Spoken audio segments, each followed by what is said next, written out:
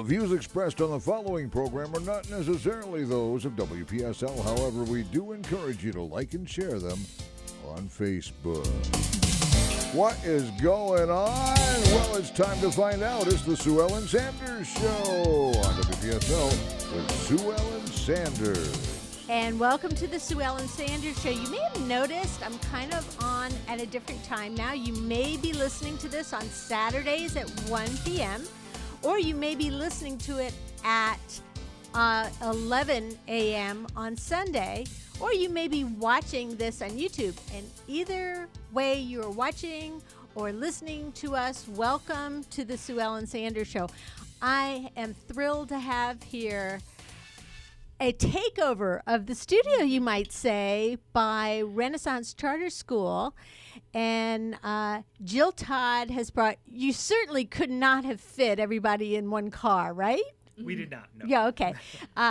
Jill Todd is the marketing coordinator, director for Renaissance Charter, and we have with us the director, Scott Laird of Renaissance Charter School. He is a musical theater director, and he is busy at work producing and directing Beauty and the Beast, which is going to come to the Sunrise Theater on May 3rd through May 5th. Yeah, I don't have a poster, but Scott has a shirt, and I'm not going to make him take it off. Everybody thanks. Yes, because there is a little bit of a video here. We also have in the studio Ricardo and Gabby and Liam, who are some of the stars in Beauty and the Beast. So we're really excited to hear from Scott a little bit about the show, and how it's coming to fruition, and from the actors and actresses themselves about the excitement of being in such a production. And let me just start by asking one question. Gabby, Liam, Ricardo, is anybody afraid of falling off the stage at Sunrise? I mean, Liam should probably be scared of falling off the tower, but I don't know about the stage. Liam's thinking, oh, now she put it in my head. Yeah, because it's a long way down, isn't it? In Beauty and the Beast, Gaston originally does fall off of the castle and die, so I kind of have to. I'm not going to fall all that high, but it's still going to be falling, and I don't think I'll fall off the stage, because I'll at least restrain myself from going too far to the edge. Okay, so we got that out of the way. No one is going to fall into the audience. However, the audience may swoon with delight when they see the impressive shows. So, Liam, you are Gaston. Yes. And Gabby, you are? Belle. You are Belle. And Ricardo, you are the Beast. Yeah. Otherwise known as the kind of, what is it, alter hero or something like that? What's a Scott? Anti-hero, I guess. He's misunderstood protagonist. Thank you. See, English teacher here. I hope the English teacher is listening to Gabby. Okay, Scott, tell us about the show. So this is actually our 5th anniversary production. We started 5 years ago with Beauty and the Beast Jr., and we thought to celebrate our 5-year anniversary and Renaissance Charter School of St. Lucie's 10-year anniversary, it would be fun to revisit the full production. We've invited back some alumni to join our cast for a couple of the big production numbers. We have an alumni doing all of our choreography. So it's been kind of fun. We started way back in August. We had students sign up for auditions, and they came in and sang for us. We ended up with about 140 students that auditioned initially. Whew. Parts were offered. We ended up with 110 that accepted. So we had a cast of 110, and then for whatever reason, people moving, things happening, we're down to 98 right now in the cast, which is still a huge cast. So there's going to be lots of room on the stage for 98 people. So that's part of the reason why we wanted to move to the beautiful Sunrise Theater, because it is just a beautiful, huge space that we can perform in. We've now, without having our own space, it's always been a struggle figuring out where to go. So in the past, we've used a couple of different churches. The last 2 years, we've been at the Lyric Theater in Stewart, but with our cast size where it's at, we really needed to move into a larger space that could accommodate all of that and the ridiculous sets that I have people build for me. And he says that his voice gets a little quieter there, like he doesn't want to say loudly how ridiculous the sets are. And when you say ridiculous, you mean ridiculously perfectionist, right? They are incredible. They are over the top. We have a 10.5-foot in diameter tower stands about 7 feet tall. It revolves. That Gaston is falling off of. Gaston Yes. will be plummeting off the back of that. Carefully. Yes, carefully. Carefully. Yes. Beast and Belle. Because we have the spend some AP time in up the there. back. We want to make sure that we're up to standards. Yeah.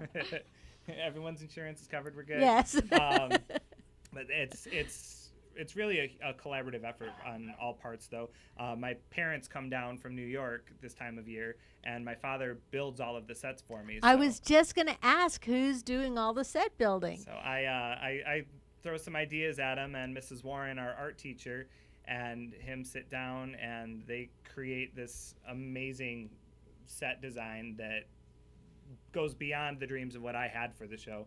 And so it's really something special. And the scope of this show is so large that it really requires these larger-than-life sets to really bring the story to life. And, you guys, you're not practicing yet with the set, so you have to use your imagination, right? For a large portion of it, yes. This past Saturday, we were able to use some of the pieces, but a large portion of it, because they're bigger than what we can actually accommodate in the school where we are practicing, it's going to be a surprise to a lot of the cast when they get to see everything come together. Belle, there's a lot of pressure on you because, you are the female star of the show, and you're the one the little girls come to see, honestly. Yeah, it is that way, and it is a lot of pressure, although, of course, it's a lot of fun, especially to work with all of my friends and to just be able to do all of this. But yeah, sometimes I do lie awake at night and just think about what I've taken on. The other thing, and Scott, I know that you've thought of this too, is that when you do a show, when you perform a show that everybody knows, that means when your cast members on stage make a little bit of a mistake, everybody notices. So there's a lot of practice that is involved. There is, and that is a large reason why we start so early. Our actual rehearsals began the very beginning of October, and being that we opened our production up from kindergarten all the way to 8th grade, yes, bless them and their energy. Yes. It's necessary though to begin that early with them because it's a lot. It's a long day for them. We're rehearsing until 5, 6, 7 o'clock some nights. And there's an immense pressure there because this is such a well-known tale, and it's done frequently. The Maltz Theater did a beautiful production of it in December. Port St. Lucie High School did a fantastic production of it in January, and here we are again. And there's a reason that all of these people are coming to see the show over and over again, and the same people are going to them. And it's because this is, they call it a tale as old as time, and it's true. This is one of those shows that resonates with everybody. There's something in it for everybody, and it just takes you away from everything for a little bit and puts you in this magical land. But everybody knows it, so yeah, the pressure's on to make sure you do it justice. But when you say it's something that everybody relates to, the characters are also, they may be fairy tale characters, but they're humanistic in that they have characteristics that everybody relates to. Like, for example, Gaston. You're the bluff and strong, and all the girls are throwing themselves at your feet. Does that happen when you go to school? No. You didn't have to think for a really long time with that. Nah, but I love playing the part just because I feel like I can bring out like a bit of myself into it, because I get to sing through the entire show, and that's really what I love to do. And so was it a lot of effort for you to be pompous and arrogant? Well, at the start it was because I just was too kind, and then I just kind of grew into it. And I'm like, you know what? I could be rude. So here's the real question: is that pompousness and arrogance coming out now in your everyday life? No, Do you find I'm really not. Gaston-like characteristics? Nah. Nah? The only thing is kind of strong, but even then, I struggle to pick up the chairs sometimes because I have a very large chair in one of the sets, and I could not pick it up. But no, I feel They like had to I'm switch the chair because they couldn't switch the Gaston. yeah. Just I switch told me. him to start lifting weights and do some push-ups. He'll be fine. Yeah. Well, Gabby, you get to wear some beautiful costumes. Oh, they're so pretty. Yes. Does it change how you feel when you put those costumes on? Well, I haven't gotten any of the official costumes yet, but we have been using one for mostly promotional things, and it's really interesting because I still feel like myself in them, which is really just a goofball. But at the same time, there is like a little bit of elegance that comes with it. That's just a lot of fun, and as a 5-year-old, if I had known that I would be doing this, I would have actually died of the excitement. So exciting. And, Belle actually is kind of goofballish because she's like the bookish, girl who doesn't go with the flow with everybody. So she is kind of, goofy in a beautiful, outstanding, wonderful voice type of way.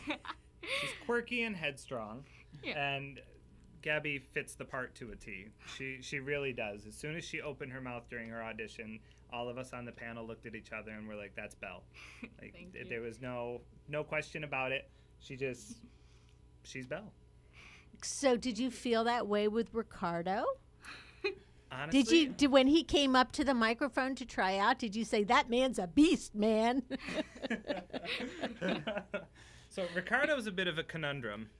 I've been after Ricardo for a couple years to get him into the show. For both Gabby and Ricardo, this is their first production, which is impressive to step in for the very first time and nab both of the leads.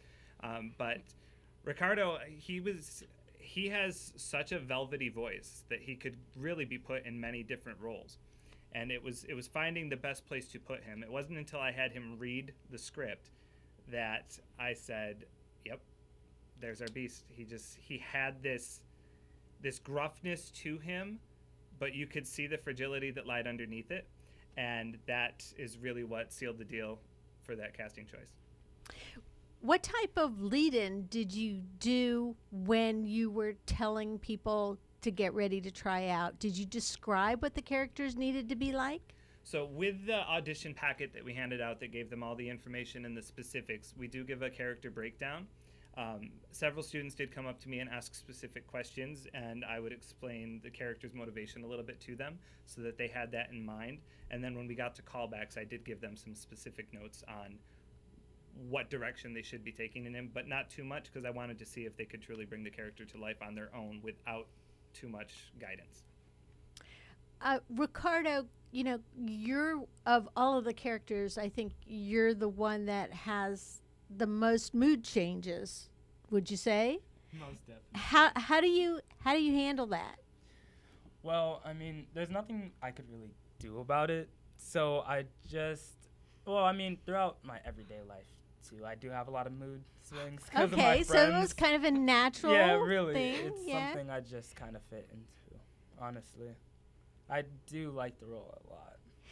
Has performing in this role made you rethink that, theater might be something that's in your future? Actually, yeah. I even rethought the high school that I wanted to go to. Mhm.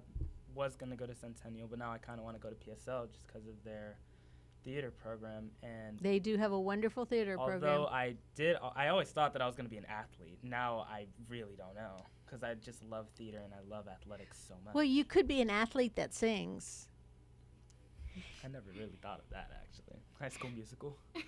Exactly. You are actually That's- Troy Bolton. That's the next show. Scott, Right? yes. Scott and I were discussing at the Early Learning Coalition Family Fun Fair last weekend, or the difficulty of finding a full production show that is appropriate for K through 8th grade. Right. Because the high schools, like Port St. Lucie High School or some of the other high schools that have strong performing arts programs, they're 9th through 12th grade. They're okay with putting some more adultish content out. Exactly. But you have to be cautious. So Beauty and the Beast is this year's selection. Do you have any ideas that you're kicking around for next year? So Miss Todd and I were actually just talking about that the other day. I was on 4 different theatrical rights sites, just checking out everything, because there's so many good shows out there, and it's hard to think of them all at once. And we've always kind of stuck to the Disney or kids movie shows that have been children's movies. So like last year we did Shrek, we've done The Lion King, we did The Little Mermaid. So you've covered them all. we basically hit them all. So we were kind of racking our brains. We're like, what's left? Because as you said, the biggest challenge is how do we accommodate the age group that we have, especially with the younger ones. We could get away with a show like High School Musical, but if they're supposed to be high schoolers, where am I putting a kindergartner? So it's we toss back and forth. So there's still several shows out there. I know you and I had talked about The Sound of Music as being something that we could work some children into. You've always had But the Cinderella. problem with Sound of Music is that you don't have a large cast, Right. and so you kind of have to make up your own townspeople type of Yep, you cast. gotta work that in. Cinderella is always a possibility. The Wizard of Oz is great Wizard of to Oz, lend yeah. itself to both. Munchkins, Yep. kindergarten Munchkins. I And see it casting now. done. Yes. Yeah. So So- that's a challenge. So the show itself, of course, is Beauty and the Beast, and May 3rd through May 5th. And was one get tickets? So tickets are available through the Sunrise Theater box office. You can get them online at sunrisetheater.com, or you can call them or go to the box office in person. Box office is open daily between 10 to 2, Monday through Friday, and an hour before any performances that they have. Can people, as we get closer to the performance date, will people also be able to purchase tickets at the school, or is it going to stay just at the Sunrise? We are trying to work out those logistics right now. We would like to be able to have them available at the school. I know a lot of times it's difficult, especially within those parameters of the hours that they have, to get downtown to get them. So we are working on getting some tickets up at the school for people to buy. And Gabby, what would you say has been the biggest challenge to you of being a student and being part of a production like this and having a lot of lines to memorize? Well, it's definitely, you see, when I first played with the idea of being in the musical, I didn't think it would be to this scale because I didn't even audition for Belle, actually. And so it was a surprise when I got the role. And, well, it definitely is a big responsibility, and all my life I've been very academically oriented. And so I feel like part of it is having to realize that you can't make everything perfect in these two huge responsibilities, school and the show. So you have to make every moment count, and you have to understand that you can't make everything flawless, but you can at least try. Very wise. And do you agree with that as well, Liam? Yeah, considering we, Gabby, myself, and Ricardo, we're all in the Cambridge program that Renaissance offers, which is the Excelled Learning Program. And some days we do get quite a lot of homework. Like, both of you can agree. We get a lot of homework some days, and it's on top of a rehearsal that lasts until, like, 5 o'clock or 7 o'clock at night. So sometimes it's a struggle, but it's definitely worth it. So let's just clarify, the rehearsal starts earlier in the afternoon, because some people might be listening and go, 5 o'clock at night, that's not very late. So, yes, typically our rehearsals start right at the end of the school day. We'll run from 3 o'clock. I do try to release our younger friends by 5, because after that they're sleeping. They're on the floor worthless. Yeah. They really, there's some kindergartners by 4 o'clock. They're rolling on their they're chairs in done, the yeah. room. It's okay. Yeah. And then typically we'll hold dance or start stringing together our scenes and stuff from 5 to 7. And then we'll have our dress rehearsals at the theater starting April 29th, which those will run a little later. But That's not even 2 weeks away. It is not. It is so close. So close you can touch it. Oh yeah, it is right there. We are in the last minute push here to finish our props and sets. Last night we ran all of Act 1. I just had a small group. I didn't bring everybody in for that, but we had our leads and anyone with lines basically. And so we were able to run all of Act 1, give them a few notes. It's really coming together. Saturday we ran the full show with the full cast in the cafeteria. So we hit a moment in the finale that all of a sudden my eyes started to get a little teary. The goosebumps came up. You could see what was coming down. It was coming, yeah. and it's like, yes, we are there. This is going to be an amazing production. And from where we started 5 years ago, when our first full run of Beauty and the Beast Junior was opening night, that wasn't scary. No. We've come incredibly far. Our little program went from our small little performance that we did with cardboard sets and handmade and store-bought costumes to this extravagant production that we're going to be able to put on a professional stage with 98 kids. And as far as being ready for the show, are you just fine-tuning now? Is everybody's off book? They all know their lines? We have reached the tweaking process. I'm feeling really good. In fact, one of our deans mentioned to me the other day that this is the most calm she's ever seen me this close to a show. So these kids are doing something incredible.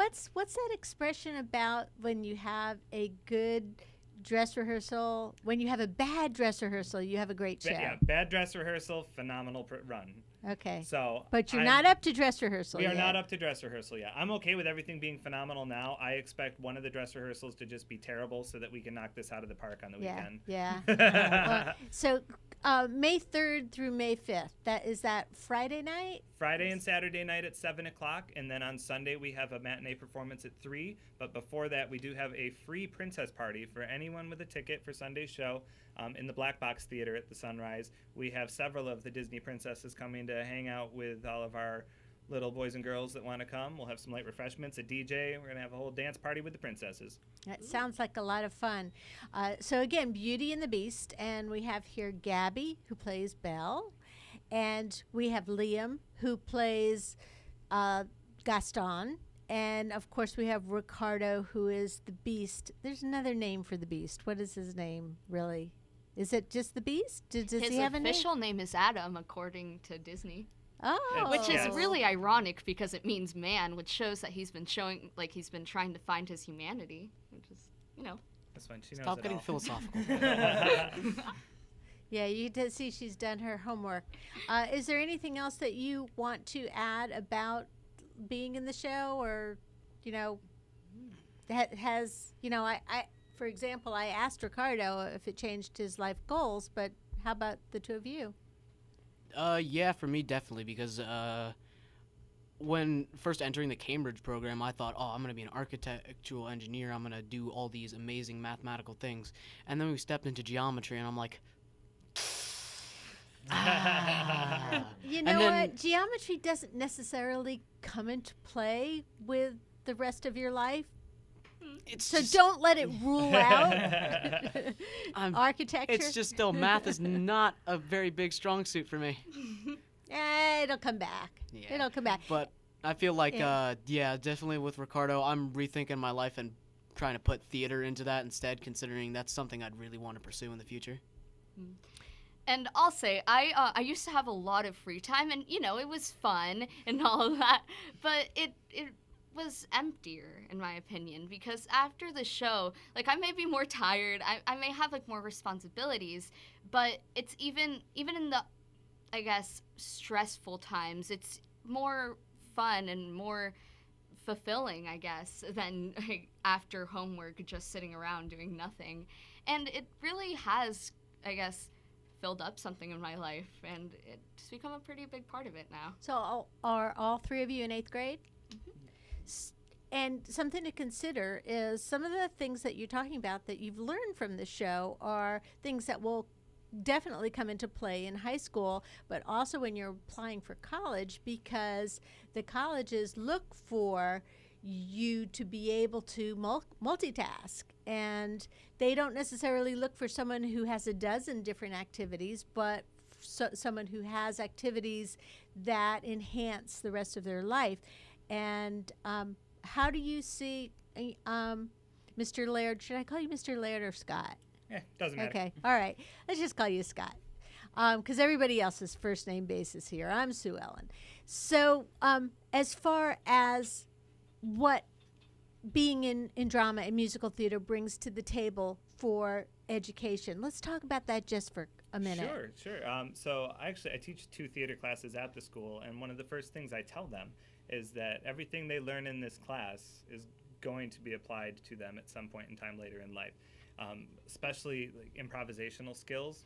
When it comes time to interview for jobs, you've got to be able to think on the spot, and having that relaxed nature about it, because you've done improv for so long that it comes very naturally to you, is going to be what helps you secure those positions that you're applying for. Same thing with college admissions and everything that any interview process you go through, a background in theater is going to help you really kind of excel at that.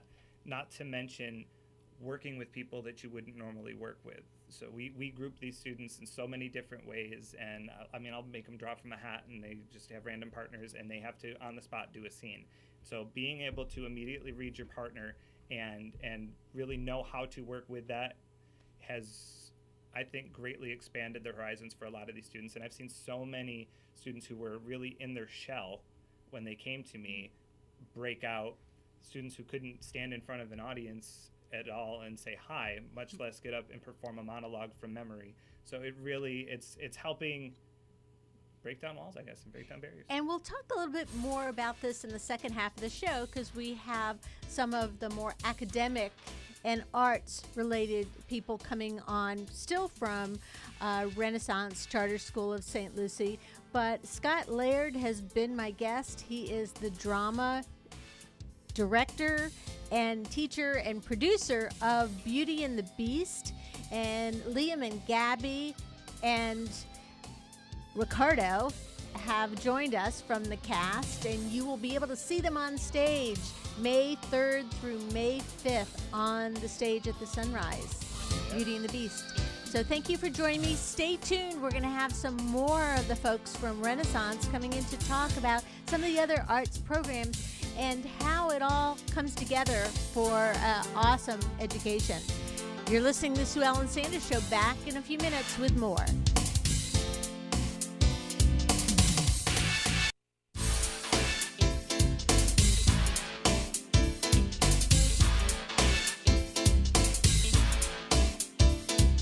We're back with the rest of the Sue Ellen Sanders Show, and I'm excited to have in the studio again Mr. Scott Laird, who is the drama teacher and director of Beauty and the Beast. And, of course, you just heard the kids talking about it, the young adults. You know, they're 8th grade. They're almost to 9th grade now. May 3rd through 5th, and it's going to be at the Sunrise Theater. We're really excited about it. But that's not the only thing that's going on at Renaissance Charter. And so we are talking to Ashley Warren, and she is the art teacher, and Jason Wade, who's the assistant principal. And, of course, Scott Laird is back in here. And Jill Todd, who is the plumber at the school, right? The jack of all trades. You know, she has got a little to do with everything, but mainly marketing and promotion, but there's no telling what she won't do. It's true. Jill does pretty much everything. Yeah. She runs the school. Yeah. Principal aside, Mr. Wade, you knew that Jill ran the school, right? Yes. I did, yes. Yeah, okay. So just as long as everybody is up to date. So before we get started, well, we've already gotten started, actually. But Scott, we were talking a little bit about how the theater lends itself to success for students as they're young adults and going to college and interviews and so forth. Mm-hmm. But it also, even short term, when these kids have to stand up in English class, they're a little bit different than the kids who haven't taken theater, right? Absolutely. I mean, you even see it at our level now, the students who were shy about reading in class originally, once they kind of get those nerves out of the way through auditions and performing in front of other people, now they're the ones volunteering to read. Pick me, exactly. pick me. They got a little taste of the spotlight. Yes. Now they want it all the time. Yes. Can I just stand up and act out this part of the story? We have a few of those for sure. And yes, even in high school, when they get into giving a speech or debate class, it's just there's a sense of comfort having known that you've already done it, especially if you've done it in front of an audience of 1,200 people. So being able to give those kids that opportunity is really just setting them up for success in the future, even from the class level versus doing the actual show. Just breaking through that initial nerve wall that you have. Really, I think, is helping them a lot. Especially with a higher level of academics, there are a lot of times where a lot of the points for your project comes from your presentation of it. Absolutely. So that's really important. So, Mr. Wade, how long have you been with the school? So this is my second year as an administrator at the school, but I previously was a curriculum coach. So I've been with Renaissance of St. Lucie for 4 school years. So, and how, you've seen some of the transition brought on by Jill Todd? No, I'm kidding. I'm kidding. Yeah. No, so you've seen some of the transition as the school has become more of an arts center. Yeah, we've had a huge transition within our school in so many different programs. Our sports program has grown from just offering basketball 5 years ago to now offering every sport possible. Our middle school students play lacrosse. They have to go all the way to Indian River in order to play other teams, other schools, because schools in the area don't offer that. So within the arts, sports, everything, our school really has grown over the last couple of years to really educate the whole child. Ashley Warren is the art teacher. So what does that mean that you cover? All types of arts? Do you learn about the masters? Do you do pottery and clay? Do you do drawing, or do you do it all? Yes, my room is a mess right now. Right now we're actually doing clay pottery. I'm teaching the students that. I cover everything and anything. We do art history. I try to really incorporate cross-curricular with the students, so I'll try to find some science, and try to find some history, anything that will help them be a better student as a whole. I definitely try to help them with that, but we cover everything: drawing, painting, chalk pastel, oil pastel. She introduced them to Bob Ross and his Happy Little Trees Yes. a little while ago. They were very excited. You could have heard a Bob needle Ross drop in now. that room. Yes, Bob Ross is like the star in our classroom right now. So, okay, I'm not familiar with Bob Ross and his Happy Little Trees. Oh my goodness. Why are you I'm so gasping? Even Jill Todd knows who Bob Ross Only is. because you've told her. Did No, you I don't- already know? You don't remember, like, is it PBS? It was on PBS. He used to do the had big painting afro shows with and the he would- curly hair? No? No. No? Okay, we'll go on YouTube I know tonight. Mr. Rogers, okay. I think he was after Mr. Rogers. Okay, all right. Yeah. I'm dating myself. So, I mean, STEAM has generated, from STEM because they added the arts component. And so, Ashley, you're not the only one who's incorporating arts into the rest of the curriculum. Do you find that more of a challenge? At first, I think it was a little bit of a challenge, but the students really enjoy the arts, whether it's taking pictures of something or in the theater or actually physically drawing. I really think that this is like an outlet for them to take what they've learned in a classroom where they might only be taking notes and taking tests and then seeing it in a whole different aspect. The arts program that we offer, it surpasses any other arts, in my opinion. It surpasses any other arts program just because we really focus on the student and their needs and their likes, and we pull it out of them, things that they might not realize they already knew. So I think it's just good. So how does the arts department partner with the theater department? Do you do any of the background scenery? Do you help him with costume Yes, design? Mrs. Warren, do you and your classes do any of my sets for me? So Mr. Laird comes to me. I mean, it's the day after the show. We're done with our show. The next day, he tells me what he wants to do, and he immediately gives me the laundry list of really fun things that he wants. And I kind of have to sit back for a minute, and he just smiles at me. And I have to think to myself, oh my goodness, how am I going to build this 10-foot tall castle and make it look spectacular and make it better than what we did last year? So he gives me his ideas, he tells me what he wants, and his father and I sit down and I tell him what I want him to build, and I tell him what I want it to look like. We draw it out together, and it's just a back and forth effort. And my students do all of the work, though. So I show my students what I want, and I give them a little demonstration on what it should look like, and then they do the rest of it. I love when the students really take hold of this beautiful set that they make and they create, and they're super proud of it. They love bragging. I have students that are like, Mrs. Warren, I saw the brick that I painted on stage, and they brag about it. It's the cutest thing. I love it. Do you have, now, kindergarten through 8th grade, you have a lot of different levels of artistic talent that you're dealing with. So the way our school is set up, we have a kindergarten through 5th grade art teacher.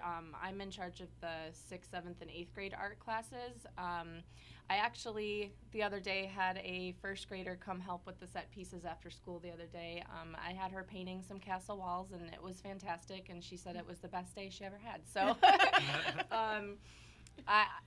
me personally, it's just the middle schoolers that I'm really helping along, but the K through 5 art teacher, she does a really great job, the arts in the hallway, and she really prepares them for that middle school year, and it makes my job so much easier when they already come into me just loving the arts. Well, talking about middle school, it's never a pleasure being in middle school. Oh, I love middle school. Or no. I mean, as a kid, Yes. do you remember your middle school years fondly? I do. Do you, I do. Scott? The arts programs I was in, yes. The academic side of things, I mean, my teachers were okay and all, but no, I didn't really feel it was enjoyable. What about all the changes that you were going through in your life? Well, and he's looking at me. He's not looking at me. He's pulling my hair. My friends yesterday are all of a sudden not talking to me today. Mm-hmm. Let's see what's going to happen tomorrow. That's funny that I actually just had a conversation 2 hours ago with my students about the change that happens once they hit middle school. Like 5th grade, they're rocking along, they're doing great. They hit 6th grade, and all of a sudden everything gets mushy, and we have to go back over everything that they know, but they've forgotten that they know it. 7th grade, they're just crazy at that point. Like they're just crazy balls of energy, and they don't know what's going on. And it's, one day they're best friends with somebody, the next day they're like, and then by the middle of the 8th grade year, all of a sudden they look back and they're like, we were never like that. And we're like, oh yes you were. Well, it's like this. In 3 years they go from like kindergarten all the way to high school. Like it's just like. Bleh. Well, the thing that's interesting that I see I taught 7th grade English 1 year. And that was enough. And I did not, I'm telling you, I did not cry in front of the kids once.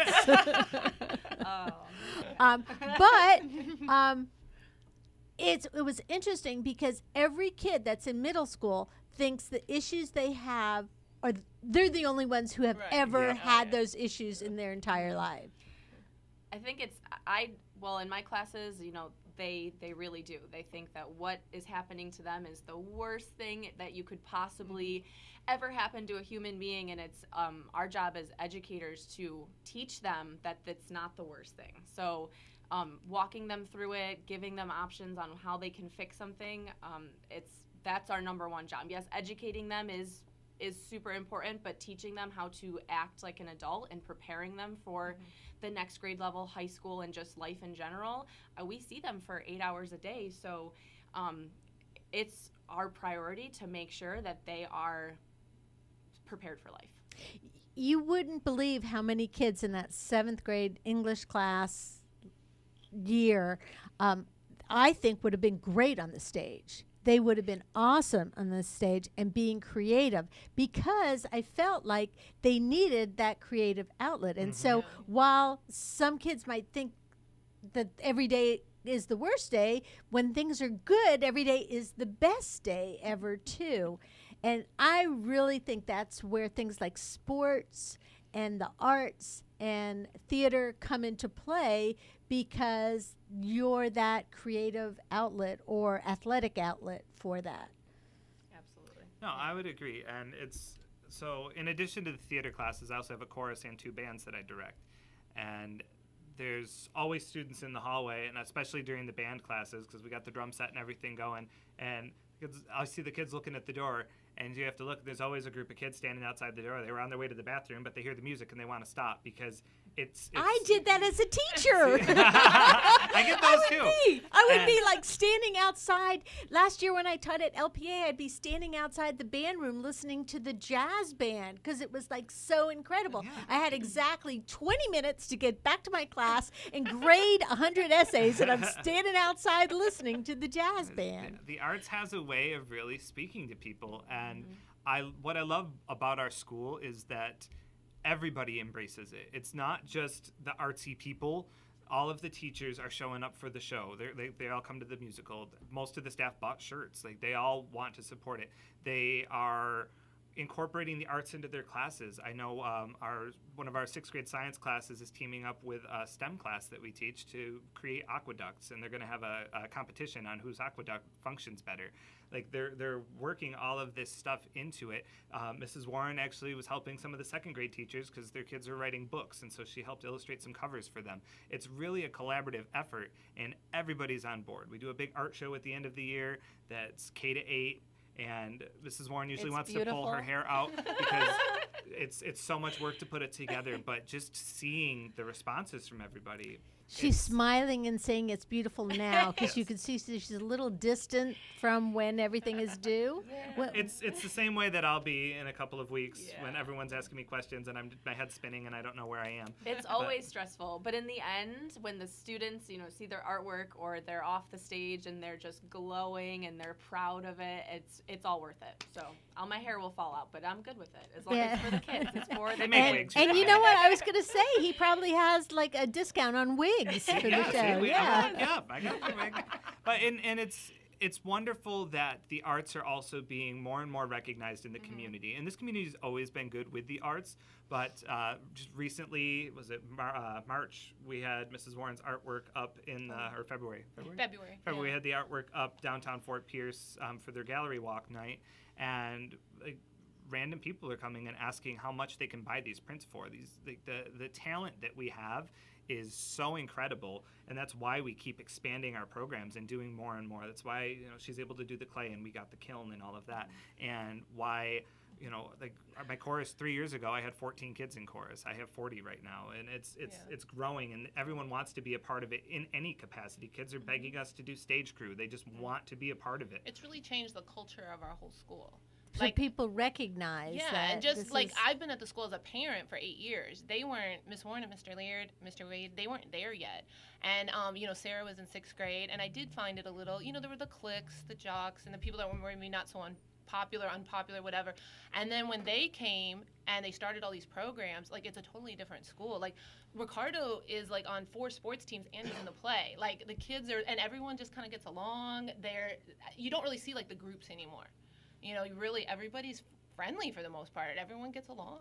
That's just what the theme of High School Musical is. I'm telling you. Literally, we live a real life High School Musical. They sing in the halls. Even today, they really did. We were working on a bouncing song. the basketballs. We were working on a song in chorus today, and the bell rang. We weren't done. It was an a cappella version of John Lennon's Imagine, and they literally just marched out the door. They all kept singing.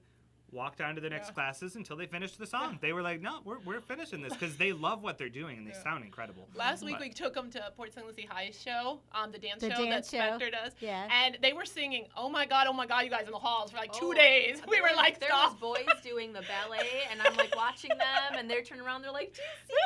I'm like, yes, you're so great. And it's nice to see them come into their own and feel good about something. And, you talk about the level of artistic talent. There's a lot of kids, unless somebody pushed them to try it in a classroom, might not ever know that they had artistic talent and may just be doodling on the back of their notebook for the rest of their high school career, unless Miss Warren had told them other things that they could do. I have a student. She's in 7th grade now. My first year I had her, she was in 6th grade, and she was crying the first day she came to my class. She did not want to take art. She was like, I don't know how to do it. I don't know how to draw. And now she is always drawing. She's amazing at art. And every time she talks to me, I'm always like, oh, the one that didn't want to do art. And she's like, I know, Miss Warren, I know. But it's just, I pull it out of them, and just, they have to realize their talent. I can help them, but they have to realize it themselves. And they do. They really do. In middle school, especially, you're getting to the age where you have to have another attractor other than math, science, and English and social studies to get the kids to get up and want to be at school. Because, I'm sorry, there just aren't that many people who are infatuated with, as Liam said, geometry, for example.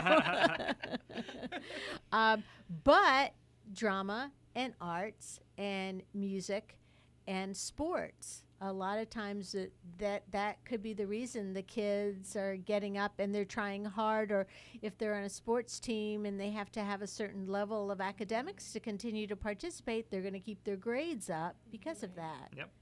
Absolutely. Yeah, and for all of our programs, we have the academic requirements. They have to maintain a certain GPA. They have to be doing what they're supposed to in class. Any student who's suspended or has those severe discipline infractions don't get to participate in the programs moving forward. So that definitely motivates them and keeps them moving in the right direction. Scott, you said that you also have the music groups and the band groups too. Let's talk for just a few minutes about how those type of activities also help. I mean, maybe you're teaching that they're learning how to play trumpet or saxophone or clarinet, and maybe they're not ever going to pick it up once they get to college or beyond. So what kind of life lessons are they learning from taking those classes? So much like being on an athletic team, it's really about the sense of you are not the only person there and everybody's counting on you. So my beginning band particularly, it's a group of 30, which is a beautiful size for a group. And they really, it's easy to hide when there's that many people. And I'm so impressed with these students, especially like the beginning groups, mostly 6th and 7th graders, how they don't allow each other to hide. And it's when they see one of their partners struggling, they jump right in, whether it's to help them with fingerings or if something's wrong with their instrument, they're there helping them with, and it's almost like they're trying to do my job for me. I'm like, by the time I get over there, they've already fixed whatever situation's happening, and they want to be the best band that they can possibly be, and they are so intrinsically motivated to just go home and practice. They're coming in, they're looking up songs on the internet and coming in, listen to what I learned, and they're teaching themselves all of this stuff in addition to what I'm teaching them, because they really just want to show, look, I'm good at this. I can do this. And some of my 8th graders, they've told me that, they're not going to pursue band in high school. And when I ask them why, it's not so much that they don't enjoy playing. It's that they just don't want to be locked into one thing. They want to try something else. There's so many different things that they could do. And once you get to the high school level, it's like if you're in band, you're doing marching band, and so it limits what they can do. So I understand where they're coming from, but I tell them, doesn't mean you have to put the instrument down. You don't have to be in a band to continue to play. And so I think that resonates with a lot of them, and they're excited for that. And it's really neat to watch, again, back to the beginning band.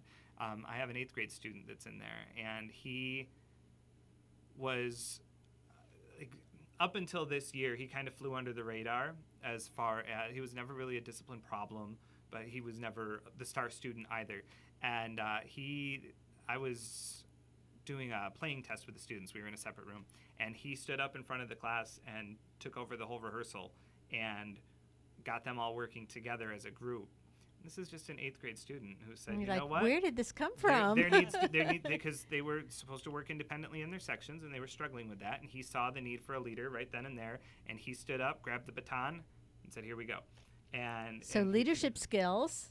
yeah, so they're picking up leadership skills. They're learning how to work with one another, and they're learning what it means to be a part of something bigger. And that's a really big thing, especially with band, because especially if the instrument you're playing does not always have the melody, and you're going home and you're practicing the same thing over and over again, and then you go back to band class. You can see I'm a ex-band member. And all of a sudden you hear it together, and you hear what it sounds like as a complete piece, and you realize where your part was, and that even though you didn't have the melody, it would not have sounded the same without you. I was a clarinet player in 6th and 7th grade, and in 8th grade I switched to sousaphone. So it's a big shift. it was, and I'll tell you, so this was years ago. It was mainly because the band teacher, Harry Hoffman, who I will remember forever, said, we got these new big plastic sousaphones, and they're so light that even somebody little like Sue Ellen could carry it. Not that she would. So I, of course, had to. There was a challenge on the table. I had to switch to sousaphone. But my point actually was that sousaphone does not ever get the melody, or very rarely. You're oompa the whole time. Yes. Boom, boom, boom, boom, boom. But without that sousaphone as part of the entire piece, the piece does not sound the same. Nope. It really doesn't, and it's great when they realize that they are integral to the piece. My trombones always are like, "Oh, do we get the melody?" I'm like, "Actually, in this piece you do." And then it's amazing, yes. Like, what? Yeah. Bass gets a melody. But they learn about sharing too. Yeah, they really do. And they learn to resent the trumpets and the flutes. They always hit the melody. Yeah. But it's neat to watch it come together, and the growth that they show from starting it's usually about the beginning of September by the time we get the instruments, and they're able to join us for our winter concert in December. They're playing right along with my intermediate band students, and I think that that's a huge confidence boost for them too. One, they know it's coming, so they're going to work hard because they don't want to look foolish with the big kids. And they know where they're headed, and so with their first year student, I can take them from a level 0.5 all the way up to a 3 by the end of the first year. And so I'm like, guys, you're playing high school, like this is 9th, 10th grade stuff, and you're playing it in 6th, 7th, 8th grade, and playing it well. And the confidence boost that you see from that, and just they're proud. They're proud to be a part of the program. They're proud to be a part of the sports programs. They're proud of their school, and that is so important, especially at the middle school level, when that's make or break it time. They're either going to be jaded going into high school because of their middle school experience, or they're going to go in and they're going to embrace the great things that they're going to be able to do. And to see the pride that they have for our school and our programs and everything that we do is really incredible. Jill, you've got some neat things on the horizon. We only have a couple more minutes. And I know one of them is that you're adding a dance elective for next year. Yes, Ms. Coburn wants to add dance into one of the elective classes, so that'll be a period or two that they can pick that from. And that's exciting. All of the arts coming together, you all play very well together, the teachers. Yes. We do. Yes. And, we it's a big family. Well, especially with the show, so many kids learn the dance because, Sarah comes in and teaches them that they've actually requested. They want dance classes, so. Yes. Why not? and there are a lot of opportunities for them to excel because, if you're not great at basketball, you might be great at singing or at clay pottery. Yes. If not, I will teach you. You're going to be great. You've been listening to the Sue Ellen Sanders Show. My guests today have been the crew from Renaissance St. Lucie, and Jill Todd is the marketing person. Scott Laird is the band director, the chorus director, and the show director of the show Beauty and the Beast, which is coming up May 3rd through 5th. Got one more time in there for you at the Sunrise. And Assistant Principal Jason Wade has been here, and Ashley Warren, who is the art teacher. Thank you for joining us. We'll see you next week with more. The Sue Ellen Sanders Show archives can be found on YouTube on WPSL TV.